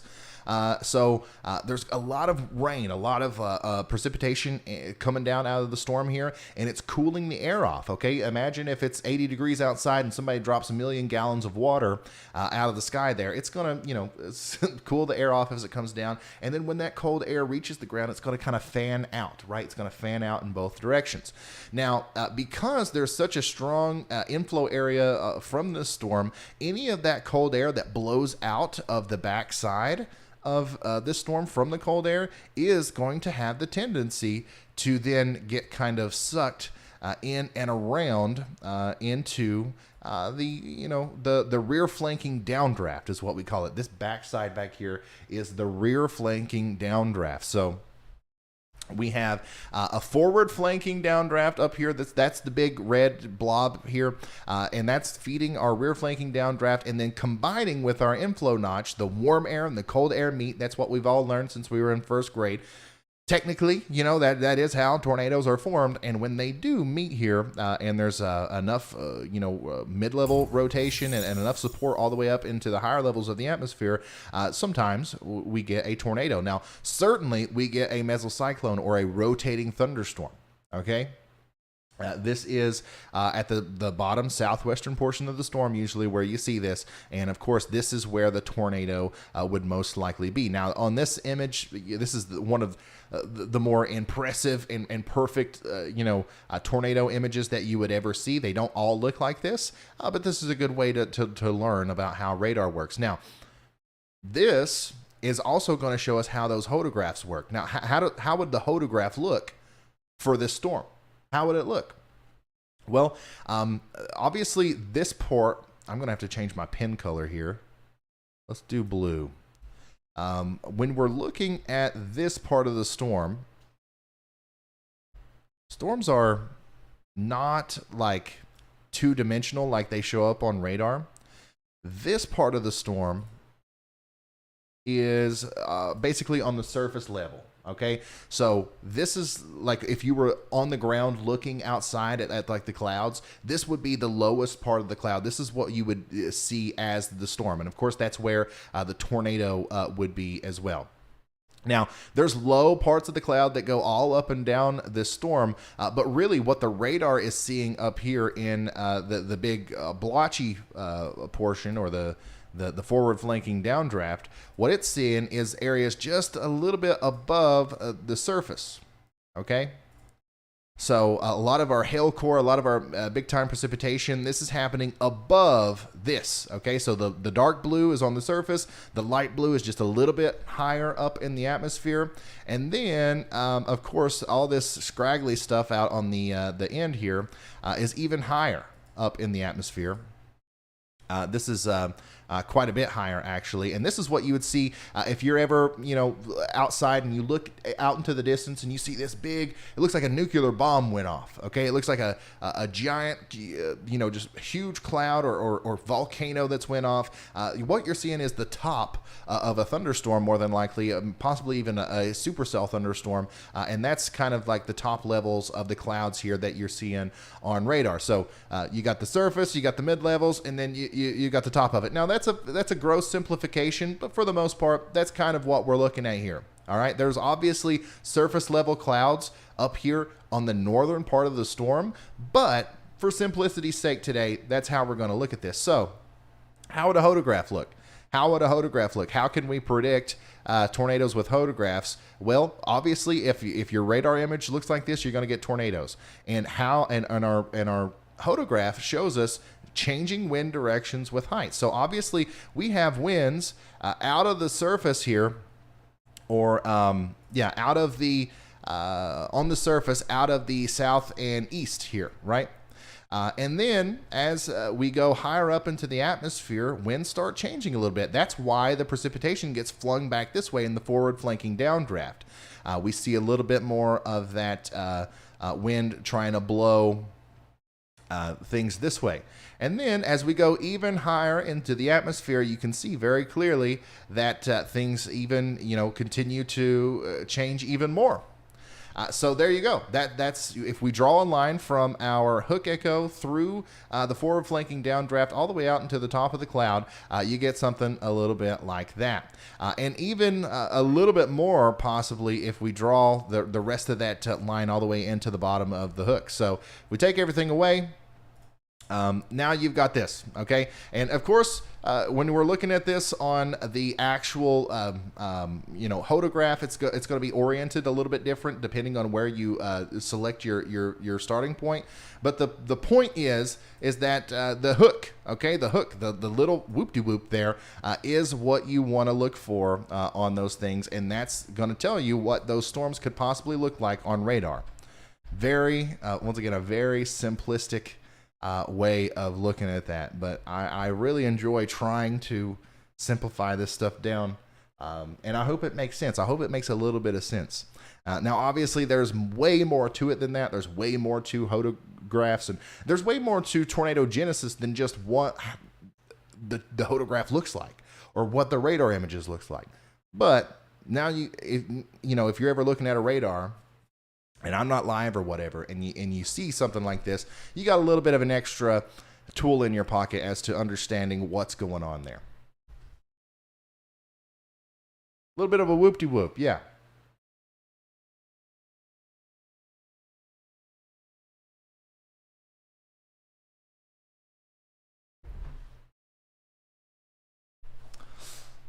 Okay. How long did it take you to make the storm? Not very long at all. Not very long at all. I have been wanting to design something like this for a while. Obviously, we're going to have logos for certain things that we're making in the future, and I wanted the supercell to be something that, encompasses that. And I've always wanted to draw something like this, but I didn't think I could because it's such a complex thing and it's so random. But I personally, when I was real little, I wanted to be a meteorologist and a cartographer. I love drawing maps. I've always loved drawing maps. I have drawn several maps of just like made up places, like with countries and roads and oceans and canals and everything.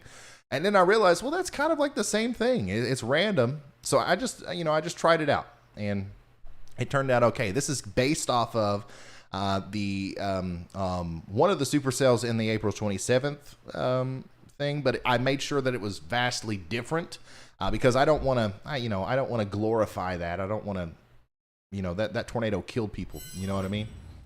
But still, very, very cool, drawing there, and I'm happy that we have it, and I'm happy that we have very, very abstractly covered photographs, and I think you guys have a little bit of a better grasp on that. And once again, bear with me because I didn't prepare.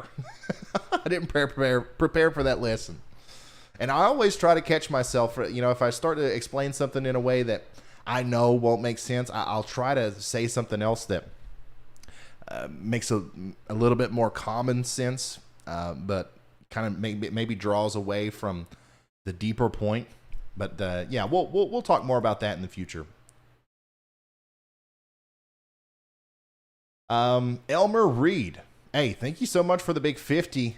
Guys, you guys are being super generous tonight once again. It's 10 p.m., so it is about time for me to head out. But I do want to show you that things are already starting to kick up. We got a severe thunderstorm warning. Look at this. A severe thunderstorm warning for Andrews, Crane, Ector, and Ward counties in Texas. That's going to include Andrews and Odessa. Let's see here. What's our warning for? A severe thunderstorm was located near Andrews. The mesonet at Andrews recorded a 68 knot gust at 8:36. Wow. 70-mile-an-hour wind gusts and nickel-size hail. Guys, this little storm, let me zoom out here. That tiny little storm is already causing 70-mile-an-hour wind gusts. Just imagine, just imagine what's going to happen when this stuff makes it into its mature phase. Tomorrow's going to be tonight into tomorrow is going to be a pretty significant severe weather event. I hope that I've done a lot to help you guys understand it a little bit more. I'm going to go over the models one more time. We're going to talk about timing for the whole event. I'm not really going to zoom in and go crazy here, but we're going to talk about timing, and then I'm going to call it a day. Models. Okay, so time and dates above my head in Eastern time around 2 a.m. Those strong winds are going to be moving through Texas, okay? So let me also call out some places. This is kind of in the middle of nowhere, Texas. Paducah, okay? Childress, you're going to be getting in on those winds around 2 a.m. tonight, 3 a.m. And then we're talking about Altus into Wichita Falls, okay? The Red River area there in Texas. This is also when some of the heavier snow is going to start popping off back there towards Woodward, Oklahoma, into Wichita, Salina, Kansas. You guys are going to be getting some heavy snow at this time. And also, I got to mention this, okay? From now till 4 a.m., the winds and the rain are going to continue to pick up out here in the Ohio Valley and into the Great Lakes region. If you are in Illinois, Indiana, and Ohio, and Michigan right now, and you think, wow, it's pretty windy, no, it's not. Okay, it's going to get a lot windier, especially as we get into the 4 a.m. time frame tonight. And the rain is also going to spread through at this time as well. Remember, even though you guys are expecting a lot of snow, it's going to start off as rain and possibly heavy rain at times. And that's why a lot of you guys you're under flash flood watches, you're under winter storm watches, winter storm warnings, flood advisories. Like, you're under it all at the same time. So keep that in mind. All right. So that's going to be going on over there, and power outages are going to be possible because the heavy rain in combination with the gusty winds is going to loosen up the soil and allow for trees to fall easier. Think about that too. All right, the main story though, the big severe weather down here, it's going to be moving into southern and southeastern Oklahoma around 6 a.m. Dallas, okay, Dallas, you're in the slight risk, okay, you're in that slight risk of severe weather. But I think that you're going to miss. I think you're going to get missed by the biggest storms. There is definitely going to be a chance for some hail tonight, some gusty winds around 6 a.m., 5 to 6 a.m. But for the most part, I think you've dodged a bullet there. All right, now the storms make it into central Arkansas western Arkansas around 9 a.m. But the vast majority of these storms are just going to be a big time wind maker at this time. The tornado threat has diminished. We do have a tornado threat back here in Oklahoma and Texas, but it's a slight risk. Okay, it's not a big deal. We are going to have some tornado warnings. Make sure you are prepared for that. Intermittent blizzard conditions will be ongoing near this time in Kansas City if you get those big wind gusts in combination with the snow. Heavy rain all the way up and down the Ohio River Valley. And then our storms are going to start ramping up, okay? Heavy snow in Peoria and Chicago at 3 p.m. tomorrow, and this is when we are going to be in severe weather central and really starting to get concerned about the storms down here in Mississippi and Tennessee. Okay, this is when those supercells are going to pop up. That's when our hodographs are going to get real beefy. Our noodles are going to start curling. All right, and we could possibly see, multiple tornado warnings and multiple actual tornadoes tomorrow. So make sure you have a plan in place. Make sure you're weather aware. Straight line damaging winds are going to be the big story up there in Kentucky, I think. Okay, isolated tornadoes are possible further up into western Tennessee and western Kentucky and southern Indiana, but straight line damaging winds are going to be the main story here. At 5 p.m., we're going to continue to see tornadoes in Mississippi and Alabama, but in Tennessee and Kentucky, we're going to see 60 to 70 mile an hour wind gusts, possibly causing power outages and all kind of problems at this time. Those heavy winds and strong snows are going to be continuing up here in northwestern Indiana and southeastern Michigan around this time. We're going to be switching over from rain to snow in Toronto around this time as well. Those storms are going to continue to intensify and organize into a squall line here around 7 p.m. Central Kentucky, Lexington, all the way down to Bowling Green. Big time damaging wind threat. Middle Tennessee, Nashville, big time damaging wind threat. Tornado threat is to your south. Okay, if you're in Huntsville, Alabama, tornado threat's a little bit higher. You still have a big wind threat, but the tornado threat is also a little bit higher. Birmingham, got a little bit of a higher tornado threat. And then, of course, everybody in Mississippi has a little bit of a higher tornado threat. And way down here in Louisiana, I think that you guys are kind of okay. You're okay. You're away from a lot of the nadir juice. Big time damaging wind event likely in southeastern Ohio into West Virginia and eastern Kentucky. This is something I'm really concerned about. Not only because I live there, because that's an anomalous event. I've lived here my whole life. I don't think I've ever seen damaging wind gusts outside of the storms. Okay, so you got that 90 knot lower level jet that's causing your intermittent 50, 60 mile an hour wind gusts, and then you get a squall line coming through. What's that going to produce? You know, like 70, 80 mile an hour wind gusts? That's going to cause big time damage around here, so make sure you're prepared for that. Same thing for western portions of West Virginia and southern Ohio. Now, I think a lot of you guys over there in Virginia and North Carolina are going to be all right. I think it's going to die out just in time. And then as we get into Atlanta, I think you guys are okay too. A big wall of cold wind. I don't think it's going to be that big of a deal for y'all. But then, you know, at this time, this is when the stuff is really going to start ramping up in the Northeast. You're going to be seeing those 50, 60 mile an hour winds from Washington, D.C., all the way up into Toms River, New Jersey, New York City, Connecticut, Rhode Island, Massachusetts, Vermont, New Hampshire, and Maine. Every single one of you. Even upstate New York, you're going to see 50 to 60 mile an hour winds. In combination with all this rain, it's going to knock down trees. This is going to be a widespread, impactful event, guys. This went from a considerable storm to now a major storm that we're tracking here. And then everything's going to be out of our hair. Everything is going to be out of our hair by Friday at 11 a.m. Lord goodness, hopefully that covers it.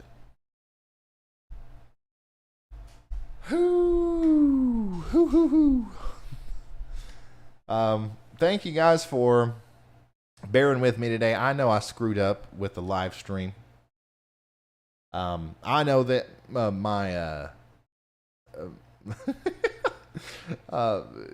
this has just been kind of a car wreck of a stream, and a lot of you probably just haven't been able to look away, and that's fine with me. I'm just glad to have you here. Thanks for sticking around. Thanks for subscribing. Hopefully everybody's subscribing. We've got 392,000 subscribers now. Yeah, that was a lot lower than that just a couple months ago. We hit 100,000 subscribers just a couple months ago. So, thank you so much for subscribing. Thank you for liking this video. Hopefully everybody slapped that like button. Thank you for all the extreme generosity today. Hey, E3 there, something. Seriously, thank you so much for that. That was a huge deal. And that's going to go towards helping our storm chasers tomorrow and all that good stuff. Obviously, the operation that we're running here is a little expensive, so everything is appreciated. Elmer Reed, thank you so much. Lee Smith, thank you for that. Will there be conditions for a derecho in the Kentucky? No, I don't think it'll be a derecho. I don't think it'll be considered a derecho, but it will be a significant squall line. Okay, it's not a derecho, but still, like I would pretend like it was, because for some of us, there's not going to be a lot of difference. DWC, thank you so much for that.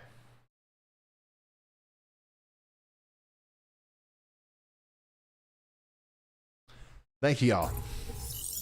Thanks for the kind words. I needed them. And once again, I promise that tomorrow's live stream is going to be properly scheduled. There's going to be a link to it or a thing on my channel for it tomorrow or right after this stream goes up. Hit set reminder on that, and you will get the reminder for it. It will work.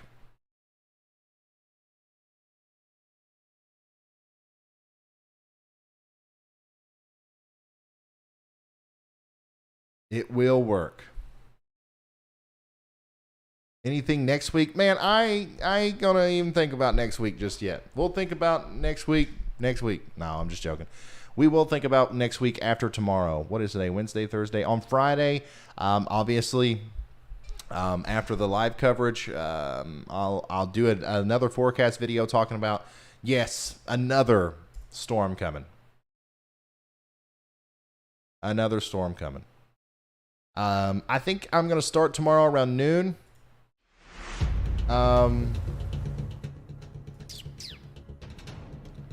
It's possible that it start around noon, but it's also possible that I start around 10.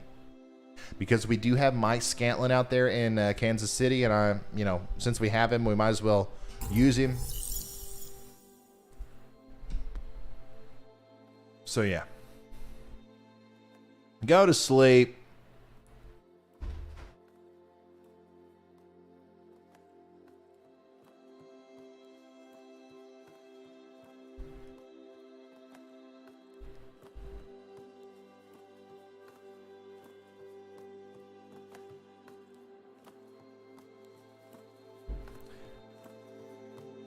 Huge shout out to our mods. Oh, one more thing before we go. I know we've already lost a bunch of you, but RyanHallYall.com. Ryan, I was supposed to plug this. So wait, hold on. If you go to RyanHallYall.com, usually you'll see the latest video here. There's all kinds of cool stuff on here. But the coolest thing that we've done recently is we now have a weather blog. All right. So we're breaking every video that I do. We're breaking it down into text with little pictures and GIFs and stuff on the internet. I know some of you guys like blogs. I know some of you guys would like to have this option, and now we do. Okay. This is courtesy of the wonderful Carly, Anna, and a new member of the team here, and this is awesome. Okay, she breaks it down perfectly. It's based off of my video, so if you ever need an update, but you don't want to see my face that day, I get it. Don't worry, or you don't want to hear my voice rambling on. I get it. You can always come here for a quick update on our weather blog, RyanHallYall.com/blog. Okay,